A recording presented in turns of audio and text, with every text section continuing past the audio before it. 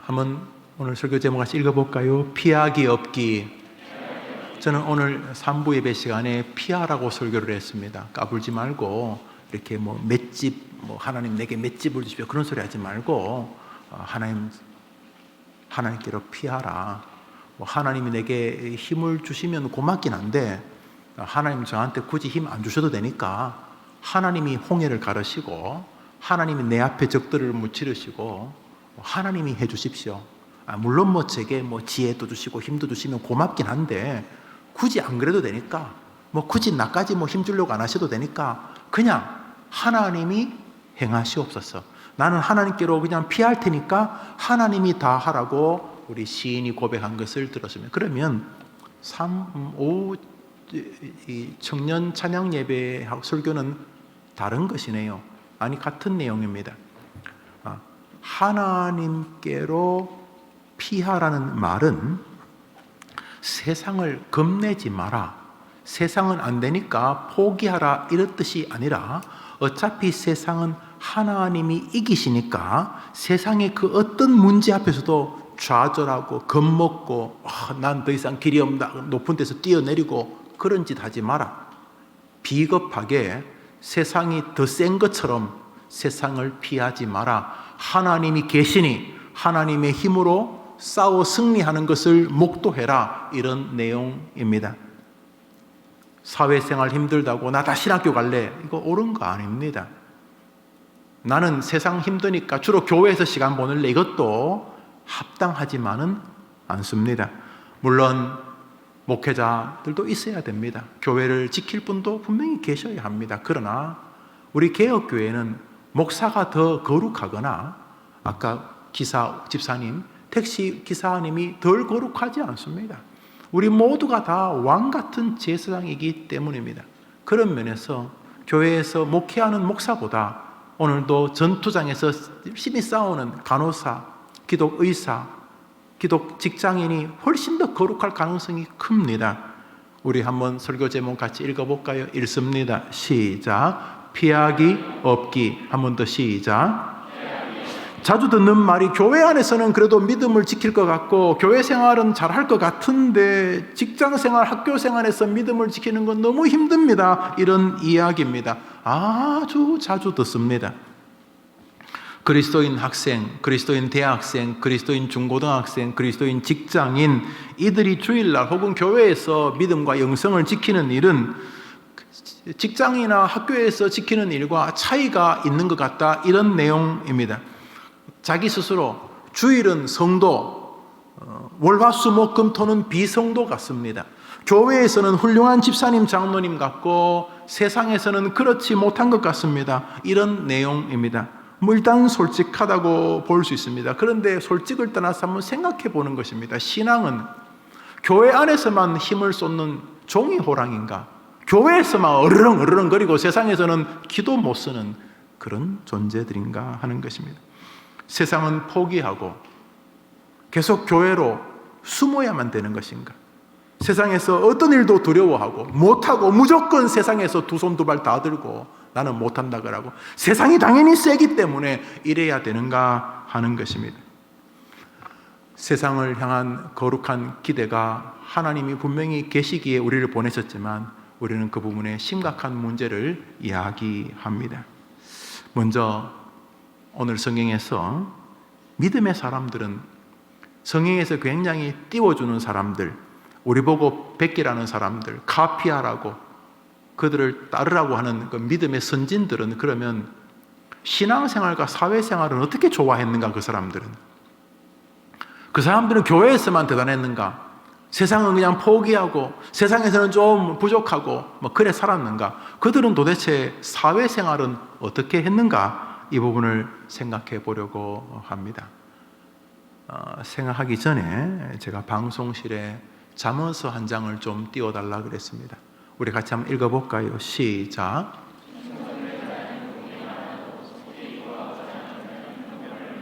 한 번 더 읽읍시다. 시작. 충성된 자는 복이 많아도 오늘 여러분이 설교를 들으면서 계속 저 마음을 되새겨야 합니다. 우리 특히 젊은이들 자꾸 집값이 오르고 기회가 박탈된다 생각해서 말 그대로 속히 부하고자 하는 마음이 있을 것입니다. 그런데 속히 부하고자 하는 마음이 죄성 가운데 있는 것까지야 막을 수는 없지만은 그것이 삶을 주관하면 망하는 것입니다. 만일 속히 부하고자 하는 정신으로 돈을 쓰거나 투자, 투기, 노름, 그와 비슷한 방식으로 여튼간에 속히 부하고자 하시면은 형벌을 면치 못하지 않는다는 것을 알아야 합니다. 다른 사람은 다 저 성경에 해당되고 여러분들은 미꾸라지처럼 일확천금을 할 수 있다고 믿으면 하나님 향해 침을 뱉는 것입니다. 그러므로 너무 바보 같은 짓이 아닐 수가 없습니다. 속히 부하고자 하는 자는 형벌을 면치 못하리라. 글쎄요, 빠찡코에서 잠시 돈을 딸지는 모르겠습니다만 이미 돈을 딴다 할지라도 그 안에 일확천금, 다시 말해서 속히 부하고자 하는 마음으로 인생을 사는 자들이 갖는 교만, 설령 그럴 리가 거의 없지만은 설령 부를 획득한다 손 치더라도 하나님이 그에 대한 형벌을 제기하시기에 여러분들은 저주스러운 삶을 살게 된다는 것입니다. 대부분은 99.9%는 그렇게 돈을 많이 벌 수도 없겠지요. 설령 벌어도 저주지만 대부분은 못 벌 뿐만 아니라 못 벌 거를 떠나서 하나님 앞에 저주의 대상이 된다는 것입니다.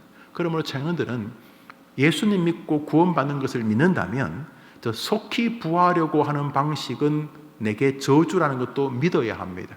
그래서 힘들지만 속히 부하려고 하는 유혹들을 싸워야 됩니다.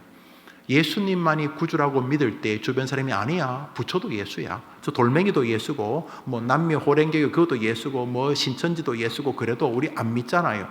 받아들이지 않잖아요. 그런 것처럼 여러분이 열심히 살거나 더뎌 보이고 느려 보인다 할지라도 속히 부하고자 하는 환경이 조성될 때는 본능적으로 야, 이거 사단이 날 거는구나 라고 생각을 하고 하나님께 기도해야 합니다.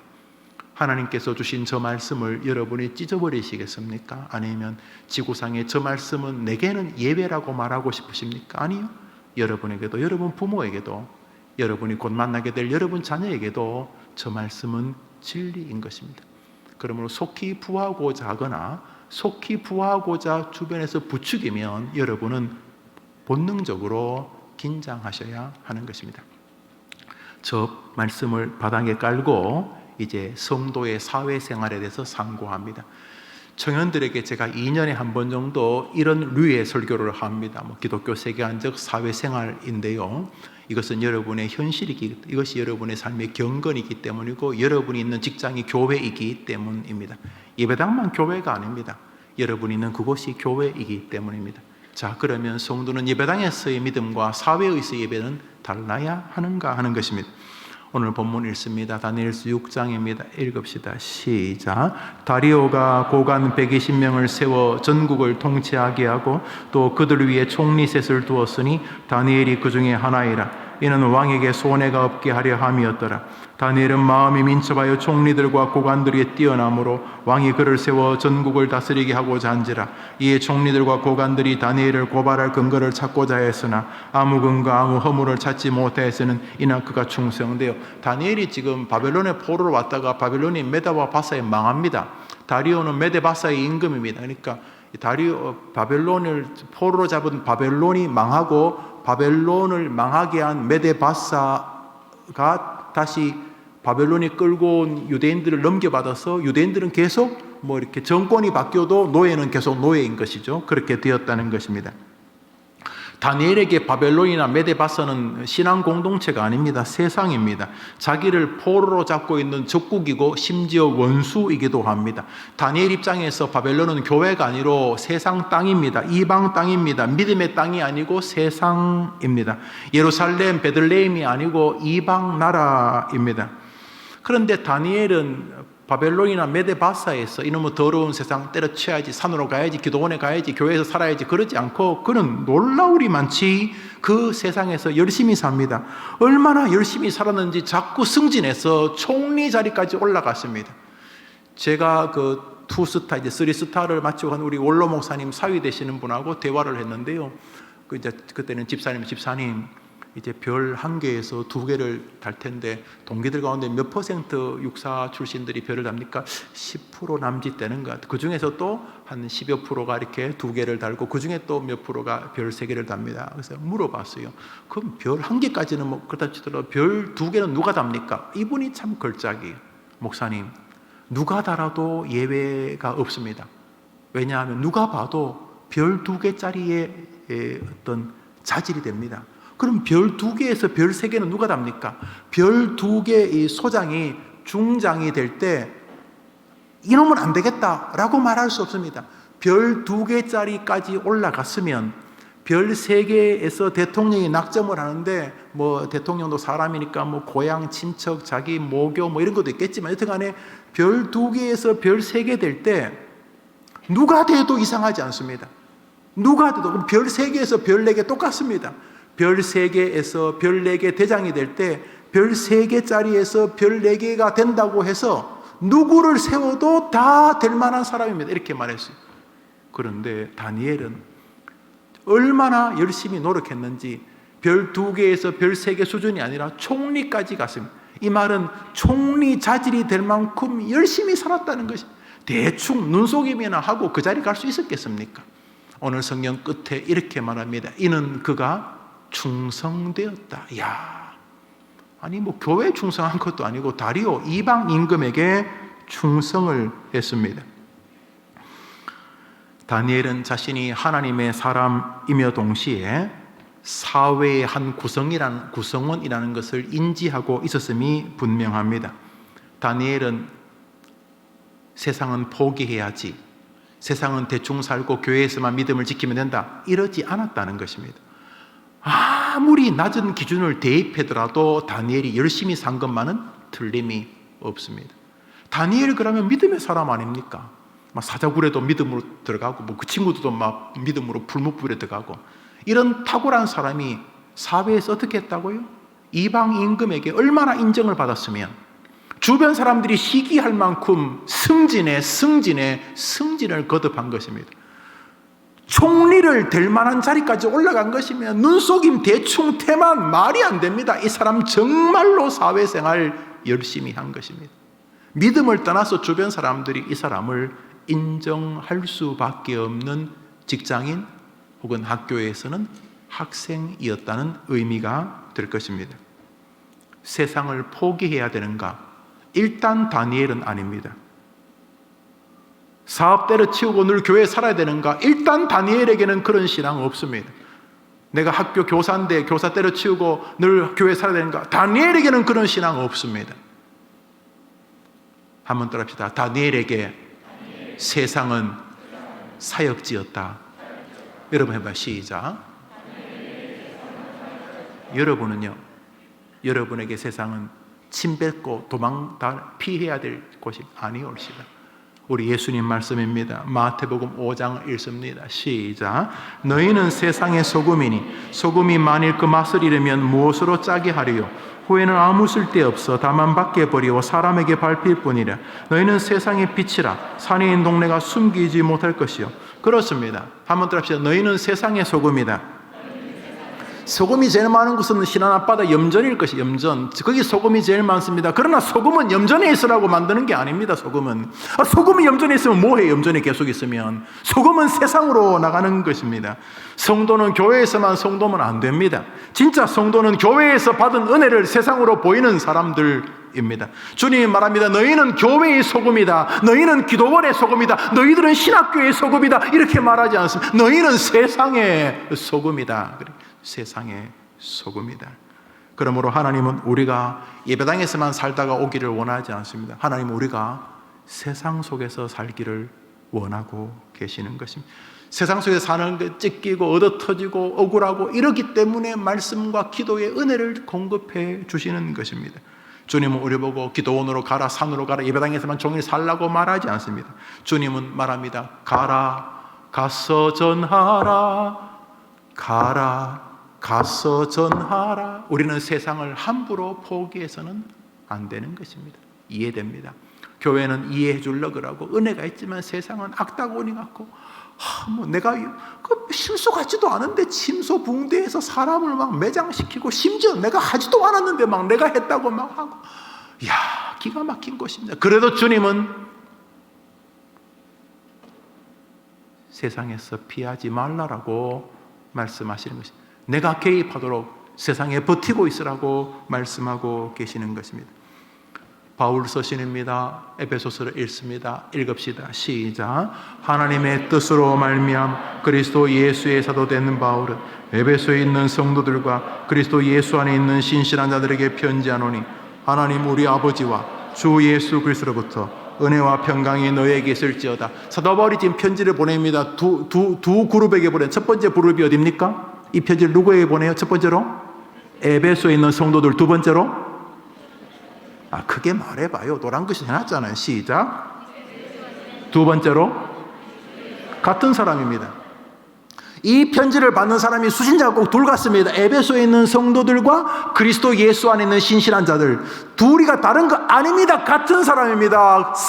우리 그리스도인들은 에베소라는 땅을 딛고 삽니다. 미사, 한국, 하남, 직장, 학교, 택시, 버스, 우리가 서 있는 에베소라고 하는 이 땅을 딛고 삽니다. 그곳이 에베소 말 그대로 현장입니다. 동시에 우리는 에베소에서 그리스도 안에서 사는 사람인 줄 믿습니다. 우리는 동시에 두 세계를 삽니다. 우리는 그리스도 안에 삽니다. 동시에 에베소라는 땅을 포기하지 않습니다. 우리는 에베소라는 현장에서 목숨을 걸고 또는 눈물을 흘리며 이를 악물고 신실한 그리스도인으로 살아야 될 사명자들이기 때문인 것입니다. 함부로 세상을 포기하면 안 되는 것입니다. 성경에 안 나오는 신앙인 것입니다. 요셉을 봅니다. 창세기를 읽읍시다. 읽습니다. 시작. 바로가 요셉에게 이르되 내가 너를 애굽 온 땅의 총리가 되게 하노라 하고 자기의 인장 반지를 빼어 요셉의 손에 끼우고 그에게 애굽 적국을 총리로 전국을 다스리게 하였더라. 요셉이 나가 애굽 온 땅을 순찰하여라. 요셉이 얼마나 충성을 했으면 애굽의 총리까지 되었어요. 총리가 되었는데 총리 된 다음에 그가 뭐 해요? 노란 글씨만 읽어봅시다. 시작. 총리가 되자마자 탱자하고 축하 전화나 받고 그러지 않고 총리가 되자마자 곧바로 자기의 직책을 감당하기 위해서 나갔다. 성경은 저 구절 안 써도 되는데 이 친구가 얼마나 성실한 사회인이었는가를 말하고 싶어 하는 것입니다. 누구 보고? 우리 보라고. 뭐든지 그러면 교회로서 막 몸 피하려고 하는 우리들 보고, 막 세상은 더럽고 교회에서 살려고 하는 우리들 보고, 뭐 좀 하면 자꾸 세상을 포기하고 교회로 기어들는 우리들 보고, 혹시나 그럴까봐 하나님은 요셉을 통해서 그가 총리의 자리에 세워지자 누구보다도 세상에서 성실한 사람이었다는 것을 말하고 싶어 하고 있는 것입니다. 계속 있습니다. 창세기 41장에 읽읍시다. 시작.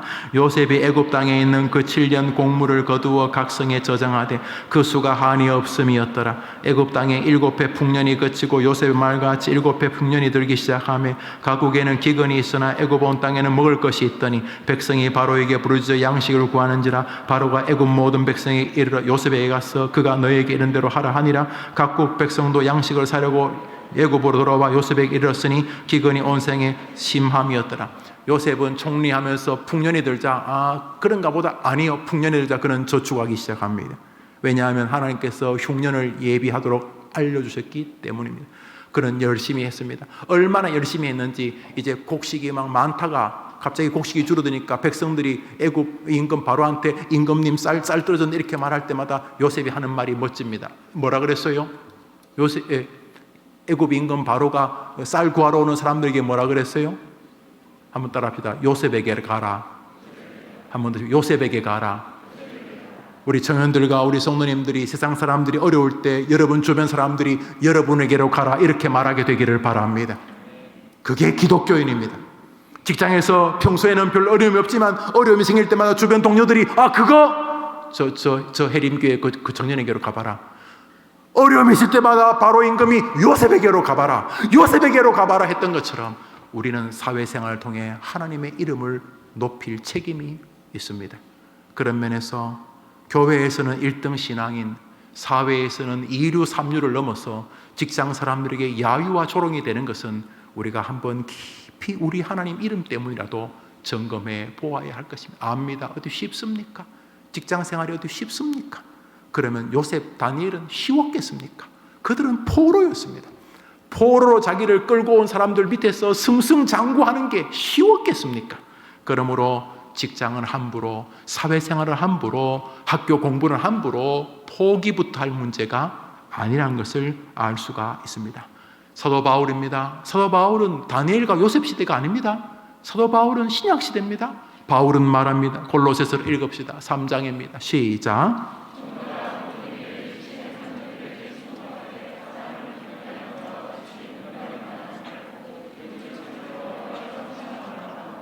상사가 뭐 예수님입니까? 상사가 무슨 집사님, 장로님, 권사님, 목사님입니까?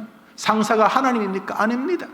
그런데 바울은 말합니다. 종들아, 육신의 상전에게 순종하되 사람을 기쁘게 하는 사람처럼 하지 말고, 그래서 눈가림으로만 하지 말고 하나님을 섬기듯이 내 상사에게 충성을 다하라, 이렇게 말합니다.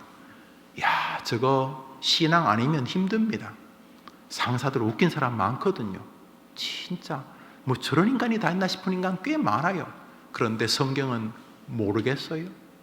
성경 시절 상사들은 다 천사들이었겠어요? 그런 면에서 저 본문은 우리 보고 세상살이 기독교인 다음에 노동과 수고와 눈물과 헌신의 영역이 있다라고 말하는 것이지 포기하면 안 된다는 의미라 우리가 알 수 있습니다.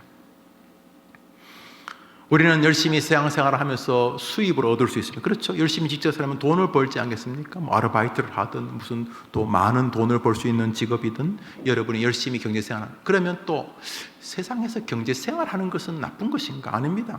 직장생활이나 경제생활이 의미 있는 것은 주님이 그것을 가치롭게 여기기 때문입니다. 정당한 부의 획득은 존귀한 것입니다. 여기서 지금 정당한 부라는 말은 아까 말했듯이 속히 하나님이 원하는 방식이 아닌 사회에서 여러분이 그리스도인답게 살아면서 여러분이 최선을 다하면서 하나님을 의지하면서 하나님과 사람 사이에 끼어서 최선의 그리스도인답게 살려고 하는 동안에 벌려지는 수익을 말합니다. 그것은 가치롭고 고귀한 것입니다. 그러나 그것이 아닌 속히 부하고자 하는 하나님의 방식을 기꺼이 무너뜨리고 자신의 요행과 감정과 정서에 기대어서 재정을 확장하려는 것은 하나님하고 싸우는 것이 됩니다. 그러므로 재정적인 원칙에 대한 얘기를 분명히 제가 드렸습니다. 그럼에도 불구하고 정당한 부의 획득은 가치롭습니다. 우리 시대 부자들에서 비아냥하는 이 시대는 굉장히 위험한 시절입니다. 아마 사유주의 국물이 좀 튄 것이거나 아마 표를 계산하는 것으로 보이는데 너무너무 위험한 것입니다. 뭐 사회주의, 공산주의 그 위험하다는 걸 뭐 이야기할 것도 없고 성경에 대해서 성경은 정당한 부의 획득이 얼마나 가치로운지를 말해주고 있습니다. 창세기 50장입니다. 창세기 50장을 읽습니다. 창세기 50장 읽읍시다. 시작. 요셉이 그들에게 이르되 두려워하지 마소서. 당신들은 나를 해하려 하였으나 하나님은 그것을 손으로 바꾸사 오늘같이 많은 백성의 생명을 구원하게 하시려 하셨나니 당신들은 두려워하지 마소서. 내가 당신들과 당신들의 자녀를 기르리다 하고 그들을 강곡한 말로 위로하였더라. 아버지 야곱이 죽자 형들이 다시 도졌습니다. 두려움. 왜냐하면 요셉을 지난번에 죽일까 말까 다 팔았잖아요. 죽은 줄 알았어요. 살아있어요. 자기들도 인간이니까 동생에게 한 짓이 생각날 것 아니에요. 그런데 요셉이 아버지 야곱이 계시니까 아버지 때문에 지금 살려두는데 아버지 지난주에 돌아가셨으니까 이제 끝났다 우리도 이렇게 생각했나 봐요. 그래서 아버지가 유언을 했다는 거예요. 했는지 안 했는지 모르지만 형제들이 모여가지고 무릎을 꿇고 요셉에게 총리님, 그러면 총리님, 어제까지는 동생 그러다가 총리님, 아버지께서 돌아가시면서 총리님께 원수를 갚지 말라고 전하라고 하셨습니다 하고 막 눈물을 흘리게. 요셉이 너무 기가 막혔을 거 아니에요. 그러면서 하는 말이 형님들이 나를 팔았다고 그 하나님이 하신 거예요. 너무 염려하지 마십시오. 그러면서 하는 말 중에 이 말이 노란 글씨 있습니다. 시작. 내가 당신 애들 유학 공부시켜주겠다 이 말입니다. 내가 조카들 다 유학 공부시키겠습니다. 내가 조카들 다 자리 알아봐주고 다 집도 이렇게 살 수 있도록 해주겠습니다 이 말입니다. 뭐로요? 요셉이 손을 잘라가지고 목을 잘랐어. 예, 부를 통해서 내가 당신과 당신의 자를 기르리이다는 말 안에는 부의 뒷받침이 존재합니다. 정당한 부의 획득은 초롱거리가 아닙니다. 청교도들은, 토마스 맨톤이라는 사람은 합법적으로 돈을 더 벌 수 있는 길이 있는데 이만하면 됐다고 안 버는 게 죄라 그랬어요. 하버드, 옥스퍼드, 프린스턴 이런 학교들, 우리 신학교였는데 이런 학교들 다 청교도들이 세운 것입니다. 부자들이.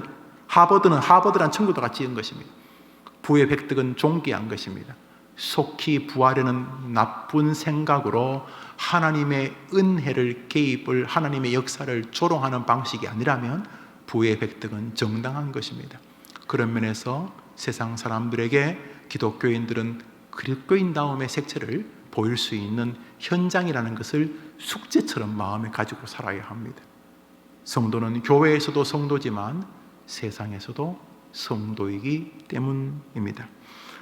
100번 1000번 양보해도 믿음의 사람 다니엘과 요셉은 세상을 포기한 적이 없었습니다. 그러므로 당연히 세상을 피하지도 않습니다. 직장 아침에 출근하는 게 힘들 것입니다. 힘들어도 그리스도인들은 포기하지 않습니다. 다니엘이 포기했다고요? 직장 생활을? 요셉이 직장 생활을 포기했다고? 말이 안 됩니다. 다니엘, 요셉, 심지어 바울은 육신의 상전에게 하나님처럼 순종하라고 함으로써 세상 상사들이 기독교인 부하를 두는 것을 기뻐하게 살라고 하셨으니 우리에게는 분명히 사회를 향한 숙제가 있습니다. 그러나 기독교인들이 교회와 세상을 함께 최선을 다해 산다고 해서 기독교인들에게 원칙이 없는 것은 아닙니다. 마지막으로 오늘 상고할 주제는 이 부분입니다. 다니엘서 6장 10절을 읽습니다. 읽읍시다. 시작. 다니엘이 조서의 의인이 지킨 것을 알고도 자기 집에 돌아가서는 그 방에 예루살렘으로 향하여 열린 창에서 전에 행하던 대로 하루 3번씩. 조서의 의인이 지켰다는 말은 다니엘을 잡으려고, 다니엘이 자꾸 승승장구하니까 그 주변에 몰입애들 있잖아요. 여러분 사회생활하면 그런 경험하죠. 뭐 질투도 받고 뭐 이렇게 하더니 몰입애들이 다니엘을 잡으려고 보니까 잡을 게 별로 없어요. 이렇게 충성되니 보니까 신앙을 가졌어요. 그래서 한시적으로 3개월 동안 뭐 일제 단속 기간 그러면서 그 기간 동안 다리오 임금 외에 다른 신을 섬기면 죽이는 법을 만들고, 임금도 뭐 국민 정신 한 번씩 점검하기 위해 좋다 그러면서 도장을 찍었어요. 법이 선포되었어요. 이제 앞으로 3개월 동안 다른 신을 섬기면 죽인다 이렇게 된 거예요. 그런데 다니엘이 그런 줄 알고도 하나님을 섬겼다는 이야기 그랬어요. 잡히죠. 왜냐하면 다니엘을 잡으려는 법이었으니까. 결국 현장에서 기도하다가 예배하다가 잡혔습니다. 훗날 다리오 임금이 자기가 총애하는 다니엘을 잡기 위한 법이라는 것을 깨달았지만 바꿀 수가 없었어요. 정말 바꿀 수가 없었어요.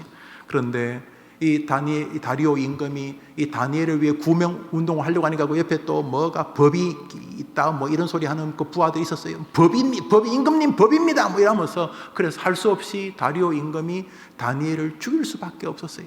그때 사자굴에 던져지는 다니엘에게 이 다리오 임금이 하는 말이 나오는데, 얼마나 이 다니엘이 평소 그 임금에게 자기가 믿는 하나님 이야기를 많이 했던지 이 다리오 임금이 이 죽으러 가는 다니엘에게 하는 말이 아주 걸작입니다. 다니엘서 6장 16절은 다니엘이 평소 임금을 어떻게 대했는지 느낄 수 있습니다. 읽어봅시다. 시작. 이에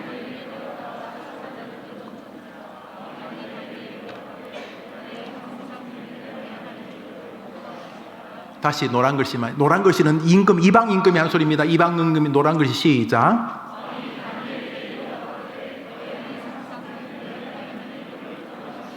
그러니까 열심히 승승장구를 하는데 임금 눈에는 얘가 어떤 사람으로 보이는 거예요? 항상 다른 동료들보다 얘가 월등히 잘한다니까요. 얘가 뭐 맡은 일 열심히 하고 다른 애들 시키면 또 2번, 3번 말해야 되거든. 얘는 한 번 말하면 뭐 한 가지만 시켜도 10가지 해오고 그랬다는 말이에요, 다니엘이. 그래서 다니엘이 성실해서 총리까지 갔는데 임금 눈에는 얘가 어떻게 보였다는 거예요? 항상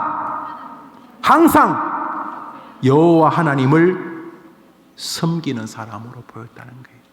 기독교인의 사회생활이 뭐냐 하면 참 저 친구 참 성실하다. 그런데 저 친구는 뭐 입만 열면은 하나님 그렇다는 거예요. 뭐 지가 하나님 이야기하는 게 뭐 어떻게 남아서도 우리 회사는 저거 필요해 이랬다는 거예요. 그 임금이 뭐라고 하냐면 죽으러 가는 다니엘에게 다니엘아 네가 항상 섬기는 하나님이 너를 구원해 주시기를 바란다 이러는 거예요. 애틋한 마음이 있어요. 그리고 그날 다니엘이 굶주린 사자굴에 던져집니다. 24시간이 지났습니다. 이른 아침 다리오 임금이 잠을 못 잤나 봐요. 다니엘을 잃고 싶지 않았던 것 같죠. 우리 해림교회 청년들이 그러면 좋겠어요. 여러분이 있는 학교에서 교수님이 여러분을 잃고 싶지 않고, 여러분이 있는 직장에서 여러분을 잃고 싶지 않고, 뭐 비정규직, 아르바이트, 점주라도, 편의점 점주라도 여러분을 잃고 싶지 않은, 막 계속 하나님 이야기는 하는데 잃고 싶지 않는, 여러분이 회사의 대리고 과장이고 부사장이고 뭐 부회장이고 여러분을 잃고 싶지 않는 이런 사람이면 너무 좋겠습니다. 말만 하면 하나님 이야기는 하는데 잃고는 싶지 않는. 그래서 다리오 임금이 새벽에 사자굴로 뛰어가는 사자굴 앞에 도착합니다. 다니엘서 읽읍시다. 19절부터 읽습니다. 시작. 이튿날에 왕이 새벽에 일어나 급히 사자굴로 가서 슬피 소리질러 다니엘아 내가 항상 섬기는 내 하나님이 사자들에게서 능히 너를 구원하셨느냐. 다니엘이 왕에게 이르되 나의 하나님이 사자들의 입을 봉하셨으므로 나를 상해하지 못하였사오니 왕이 심히 기뻐서 모든 사람들에게 조서를 내려 이르되 내 나라 관하라 있는 모든 사람들은 다 다니엘의 하나님 앞에서 떨며 두려워할지니 그는 살아계신 하나님이시여 하늘에서든지 땅에서든지 이적과 기사를 행하시면서 다니엘을 구원하여 사자의 입에서 벗어나게 하셨습니다. 할렐루야. 저 노란 글씨 누가 말했다고요? 이방왕이 다시 조서를 내립니다. 내 나라에 내 통치 아래에 있는 모든 백성은 다니엘의 하나님을 경배할지니라. 사랑하는 여러분, 그러다가 죽어야 되는 거예요. 그러다가 여러분의 원래 있었던 곳으로 돌아가셔야 되는 거예요. 이게 쉽다고요? 이게 쉬우면 다 우리가 무슨 거부가 되었겠지. 안 쉬워요. 그래서 이를 악물고 눈물을 흘리면서 버텨야 되는 거예요. 버텨야 되는 거예요. 버텨야 되는 것이에요. 정리해보면 다니엘에게 다른 사람이 볼 때 와 진짜 저놈은 우리 회사를 위해서 태어난 놈인가? 저 녀석은 우리 학교를 위해 태어났나? 이렇게 볼 만큼 정말로 최선을 다합니다. 그렇지만 그의 눈빛, 그의 말, 그 흥얼거리는 노래 속에 하나님이 나옵니다. 그래서 주변 모든 사람이 압니다. 쟤는 하나님이 제 주인이라는 것을.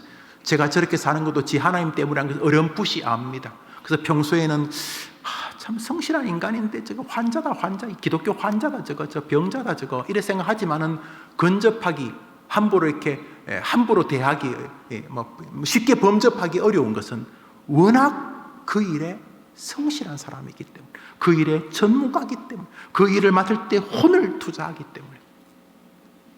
그런데 가만히 보니 그게 다 아니에요. 직장에서 뭘 하자고 하면 당연히 할 줄 아는데 죄송하지만 그것은 안 합니다. 다른 건 다 충성하니까 그것도 충성할 줄 아는데 저는 그거 죄송하지만 하지 않습니다. 그래서 야 임마 딴 거는 다 열심히 하잖아요. 예, 다른 거 다 열심히 합니다. 그러나 저는 하나님의 영광을 위해서 직장생활 하기 때문입니다 라고 하는 원칙이 있었다는 것입니다. 다 충성하는데 그것도 그냥 하라면 그냥 임금 섬기면 될 텐데 아니요. 저는 그것은 하지 않습니다 라고 하는 기준이 있었다는 것입니다. 우리 성경 말씀 마지막 고린도전서 10장을 읽읍시다. 시작. 그런즉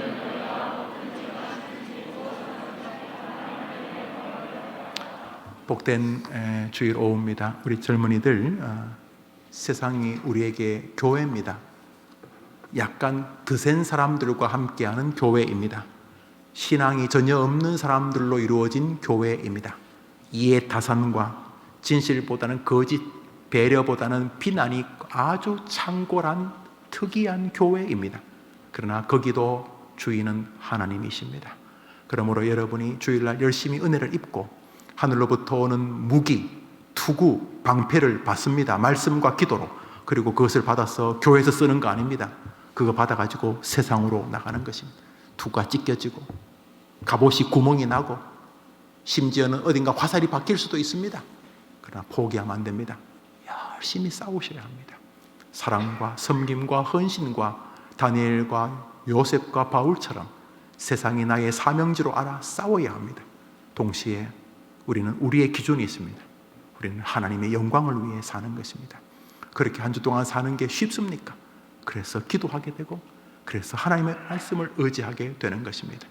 그리스도인들로 살아가는 젊은이들이요, 그리고 우리 성도님들이시죠, 이번 한 주간 여러분에게 사회라고 하는 교회를 주셨습니다. 이번 주간 찬양, 그룹 바이블 스터디, 기도, 말씀, 여러분의 묵상을 가지고 잘 점검하십시오. 한 주 동안 살면서 찢어진 복음의 신발을 든든히 매십시오. 찢어진 것도 꿰매십시오. 방패 구원에 두고 부서졌으면 다시 도금을 하시고, 납땜을 하시고, 칼이 이가 설었으면 다시 칼을 가십시오. 그래서 다시 그리스도의 갑주를 입고 또 세상으로 가십시오. 부디 한 주 동안 교회 안에서 용되려고 하지 마시고, 여러분이 싸워야 될 것은 세상인 줄 아시고 세상에서 힘을 다하십시오. 힘을 다하면서 마음은 주의 거룩한 전을 향하십시오. 그래서 세상을 힘있게 싸우고 주의 전에와 은혜를 입고 다시 힘있게 싸우고 주의 전에 힘을 얻고, 이래서 교회도 세상도 여러분에게 주님의 거룩한 은혜와 그 은혜를 실현하는 교회가 되기를 주의 이름으로 축원합니다. 기도합시다. 하나님 아버지, 이 청년들 이들의 앞길을 축복해 주옵소서. 먼저 속히 부하고자 하는 이 시대의 이 황당한 사단이 거의 장악해버린 사상의 정면으로 도전하게 하여 주옵시고, 공짜로 뭘 하려는 것에 대해서 그거 분명히 내가 노력하지 않았는데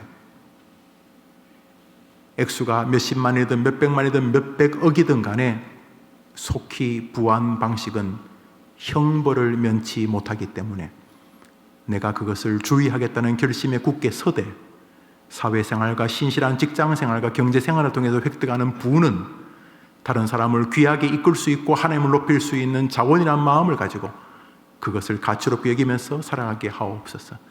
교회만이 교회가 아니라 세상도 교회라는 믿음으로 이번 한 주간 살아가게 도와주시되, 젊은이들의 앞길에 놓여있는 수많은 지뢰밭들 하나님이 아시오니 하나님이 아신다는 믿음을 신뢰하면서 용기 있게 한 주간 학교나 직장에서 싸우게 하옵소서.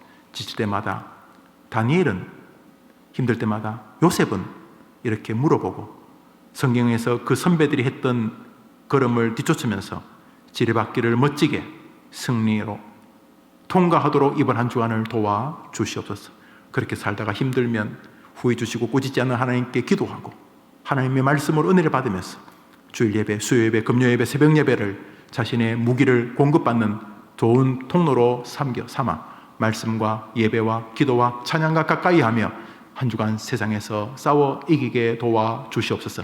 비겁하게 세상에서 피하지 않는 용사들 되게 도와주시고 하나님을 의지하며 살게 하옵소서. 예수님의 이름으로 기도합니다. 아멘. 제가 축도하겠습니다. 예수님의 은혜와 하나님의 사랑과 성령님의 교통하심이 예배하는 모든 주의 백성들 위해 영원토록 함께 있을지어다. 아멘.